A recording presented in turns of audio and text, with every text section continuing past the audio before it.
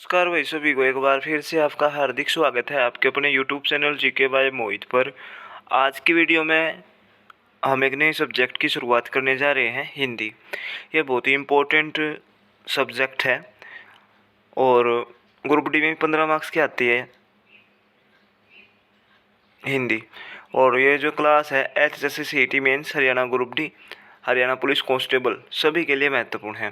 ये कई बार बहन कहोगे भाई कांस्टेबल में नहीं आती, भाई आ सकती है, बेशक उन्हें सिलेबस में ना दी हो, आ सकती है 5-4 क्वेश्चन, तो सभी एग्जामों के लिए महत्वपूर्ण है। ग्रुप डी में भी आओगी, ग्रुप सी में भी आओगी, सभी में आती है। तो अब इस चैप्टर की शुरुआत करते हैं। चैप्टर का नाम है संज्ञा।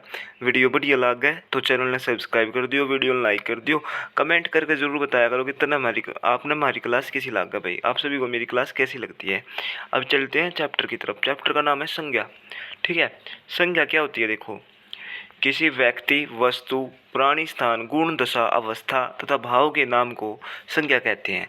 किसी व्यक्ति के नाम को, वस्तु के नाम को, प्राणी के नाम को, स्थान के नाम को, गुण तथा उसकी अवस्था तथा भाव के नाम को क्या कहते हैं? संज्ञा कहते हैं।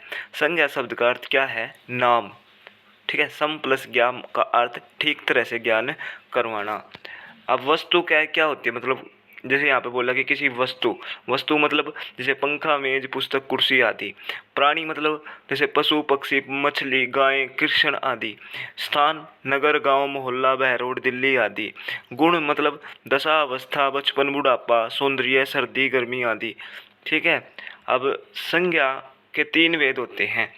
अब संज्ञा कितने प्रकार की, संज्ञा कितने वेद होते हैं? 3 वेद होते हैं। एक तो होती है आपकी व्यक्तिवाचक, फिर नंबर 2 जातिवाचक, नंबर 3 भाववाचक। सबसे पहले हम पढ़ेंगे व्यक्तिवाचक संज्ञा किसे कहते हैं। ठीक है, देखो, जो संज्ञा शब्द किसी एक व्यक्ति, एक वस्तु तथा स्थान विशेष का बोध कराते हैं। जो संज्ञा शब्द किसी एक व्यक्ति का, एक वस्तु का तथा स्थान विशेष का बोध कराते हैं उसे व्यक्तिवाचक संज्ञा कहते हैं। व्यक्तिवाचक संज्ञा एक वचन में होती है। जो व्यक्तिवाचक संज्ञा होगी ना, हमेशा क्या होगी? एक वचन में होती है। याद रख लेना, व्यक्तिवाचक संज्ञा किसे कहते हैं? जो संज्ञा शब्द किसी एक व्यक्ति, एक वस्तु तथा स्थान विशेष का बोध कराते हैं उसे व्यक्तिवाचक संज्ञा कहते हैं।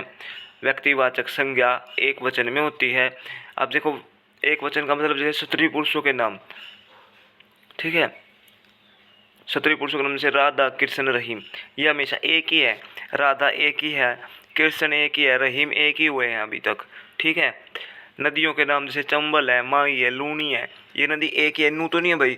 एक चंबल नदी यहाँ है हमारे गांव में और एक दूसरे गांव में है, नहीं ना। एक मतलब कहने का मतलब जो संज्ञा शब्द किसी एक व्यक्ति, एक वस्तु और एक, देखो, जो संज्ञा शब्द किसी एक व्यक्ति, एक वस्तु तथा स्थान विशेष का बोध कराते हैं, उन्हें कराती है, उसे क्या कहते हैं? व्यक्तिवाचक। जैसे स्त्री पुरुषों के नाम राधा, कृष्ण, रहीम, नदियों के नाम चंबल, माही, लूनी, त्योहारों के नाम जैसे होली है, नू तो नहीं है भाई, एक ही त्यौहार है। देखो, यो होली, दीपावली, रक्षाबंधन, एक कई बोध हो रहा है। दिनों के नाम सोमवार से रविवार तक, ये तो नहीं है आज सोमवार है, कल न फिर सोमवार होगा, एक ही बार आता है हफ्ते में, एक सोमवार है ना।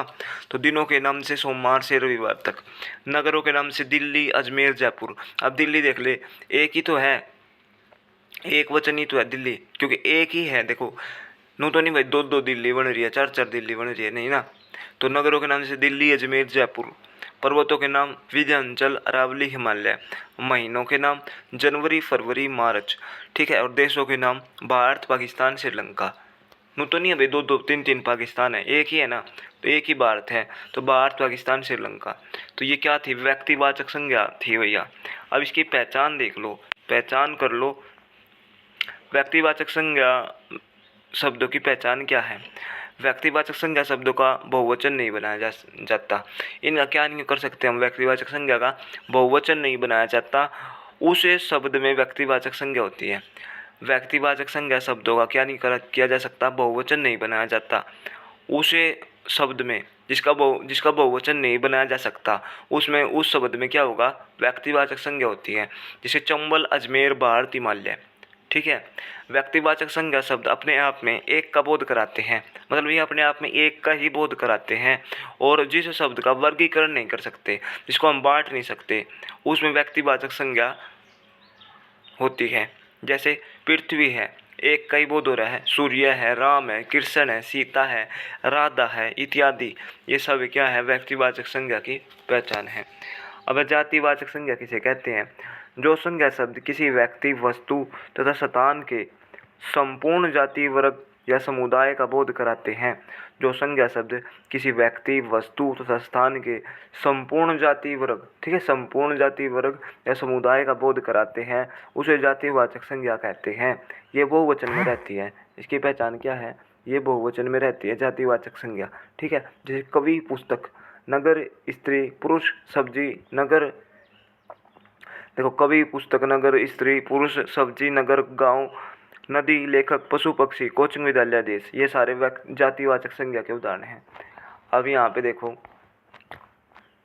पशु, पक्षी और कीट पतंगों के नाम है ना, वो भी क्या होंगे? जातिवाचक होंगे।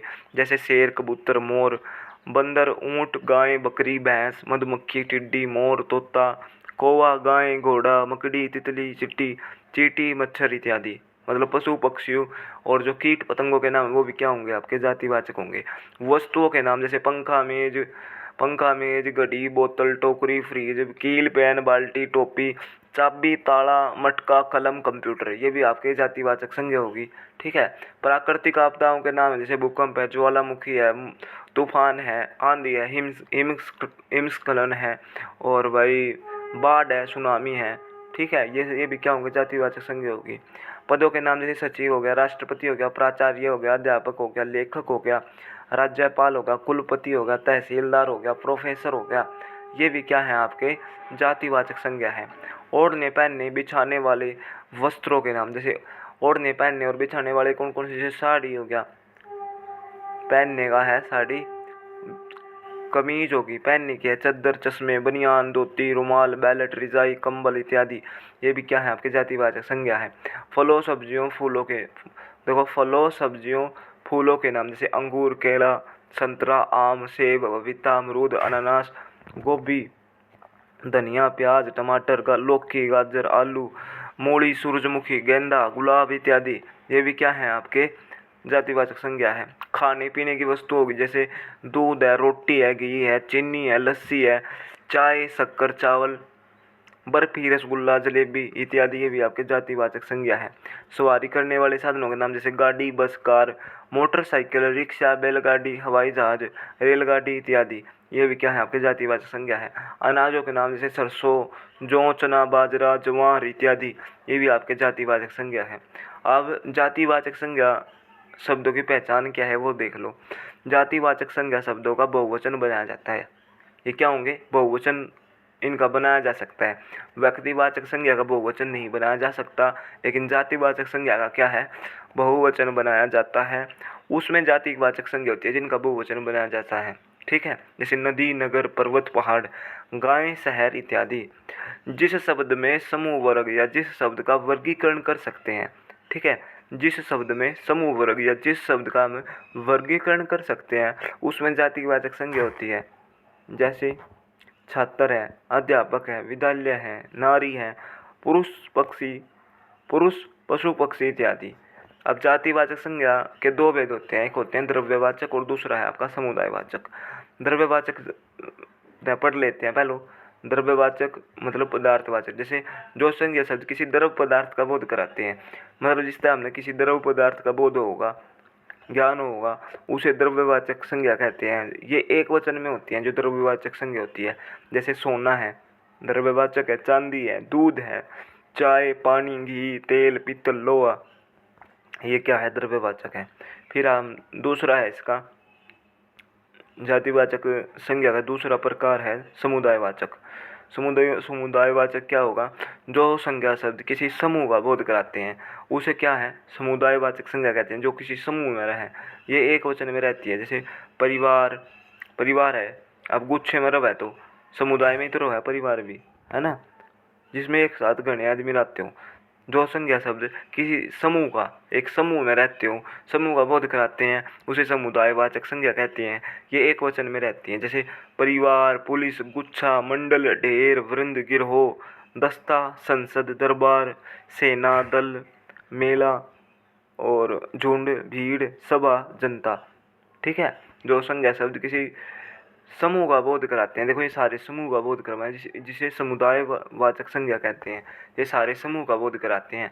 परिवार है, पुलिस है, गुच्छा है, मंडल है, ढेर है, वृंद है, गिरोह है, दास्ता है, संसद है, दरबार है, सेना है, दल है, मेला, झुंड, भीड़, सभा, जनता, ये सभी क्या है? समुदाय वाचक संज्ञा के उदाहरण हैं। ठीक है। अब भाववाचक संज्ञा। हमने व्यक्तिवाचक पढ़ ली, जातिवाचक पढ़ ली, अब भाववाचक। भाववाचक क्या होती है? देखो, जिस संज्ञा शब्द से किसी व्यक्ति, वस्तु, स्थान के गुण, दशा, अवस्था, उसके गुण का बेरा चल रहा है, उसकी दशा का बेरा चल रहा है, उसकी अवस्था का पता चल रहा है, उसके भाव का, उसकी अवस्था का पता चल रहा है तथा भाव का बोध कराती है, उसे भाववाचक संज्ञा कहते हैं। ठीक है। भाववाचक संज्ञा एक वचन में रहती है। ये भी भाववाचक संज्ञा क्या है? एक वचन में रहती है। जैसे देखो यहाँ पे मैंने पढ़ा, जो किसी व्यक्ति, वस्तु, स्थान के गुण, दशा, अवस्था तथा भाव का बोध कराती है। अभी देखो गुण है, जैसे सर्दी है ना, प्रेम है उसका गुण है, क्रोध है, घृणा है, लज्जा है, हर्ष है, चिंता है, हंसी, गर्मी, बचपन, बुढ़ापा, सौंदर्य आदि, ये आपके भाववाचक संज्ञा के उदाहरण हैं। ठीक है। अब भाववाचक संज्ञा की पहचान क्या है? भाववाचक संज्ञा की सीधी पहचान यह है कि उसका कोई आकार नहीं होता। एक सर्दी का कोई आकार हो, प्रेम का कोई आकार हो, भाई कोई नहीं होता ना। क्रोध का कोई आकार हो नहीं, ना घृणा का कोई आकार, ना लज्जा का, ना हर्ष का, ना चिंता का, ना हंसी का, ना गर्मी का, ना बचपन का, ना बुढ़ापा का, ना सौंदर्य का, किसी का कोई आकार नहीं होता। ठीक है। तथा वह स्वतंत्र नहीं होती। भाववाचक, जो भाववाचक संज्ञा शब्दों को स्पर्श नहीं कर सकते। अब सर्दी है, उसको स्पर्श कर सकते हैं, प्रेम को स्पर्श कर सकते हैं, इनको स्पर्श नहीं कर सकते। क्रोध को कोई स्पर्श कर सकता है? नहीं ना। घृणा है, लज्जा है, हर्ष है, चिंता है, हंसी, गर्मी, बचपन, बुढ़ापा, सौंदर्य आदि। ठीक है। याद रख लेना, भाववाचक संज्ञा की सीधी पहचान यह है कि उसका एक तो कोई आकार नहीं होता तथा वह स्वतंत्र नहीं होती। भाववाचक संज्ञा शब्दों को क्या नहीं कर सकते? स्पर्श नहीं कर सकते। ठीक है। और ये अदृश्य होती हैं, दिखते भी को नहीं। ठीक है। अब प्रेम देखा है किसी ने? क्यों हुआ प्रेम? बताओ। लज्जा दिखती हो, हर्ष दिखता हो, चिंता दिखती हो, है ना। ये अदृश्य होते हैं, इन्हें स्पर्श नहीं कर सकते, स्पर्श नहीं कर सकते भाई इनको। ये अदृश्य होते हैं जो दिखाई नहीं देते। अब ये प्रत्यय लगने से भाववाचक संज्ञा बनती है। जिनके पीछे ये प्रत्यय होंगे ना भाई, वो मान लियो वहाँ पे क्या होगी? आपकी भाववाचक संज्ञा होगी।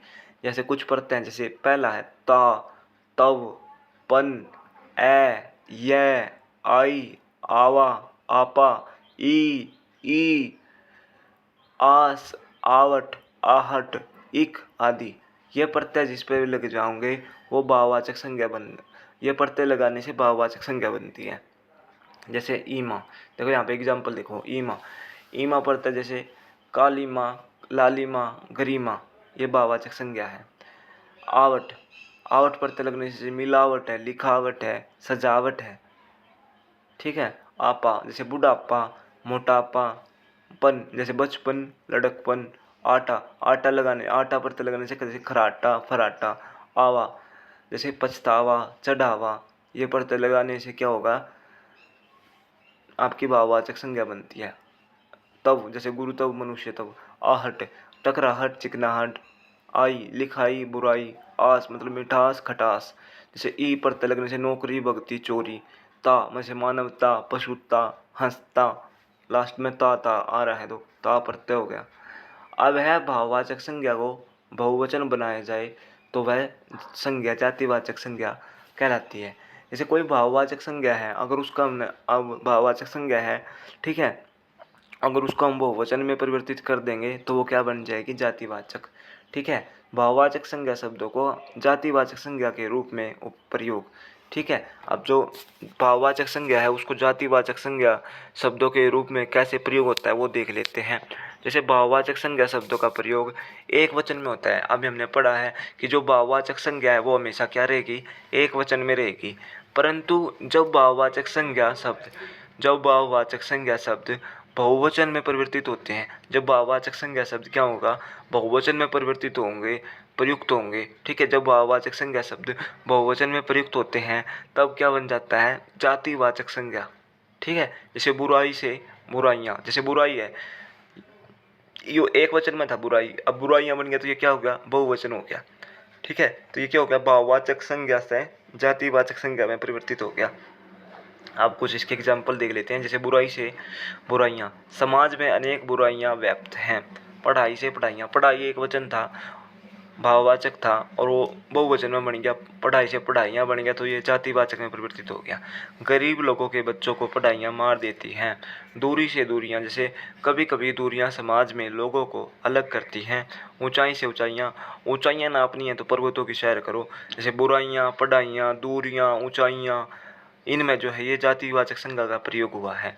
ठीक है, मतलब कहने का मतलब है, जब भाववाचक संज्ञा को बहुवचन बनाओगे, भाववाचक संज्ञा शब्दों को बहुवचन के रूप में प्रयोग करेंगे तो वो जातिवाचक संज्ञा बन जाएगी भाई। ठीक है, अब व्यक्तिवाचक संज्ञा शब्दों का जातिवाचक संज्ञा के रूप में प्रयोग कैसे होता है, जैसे घर घर में सीता सावित्री नहीं होती।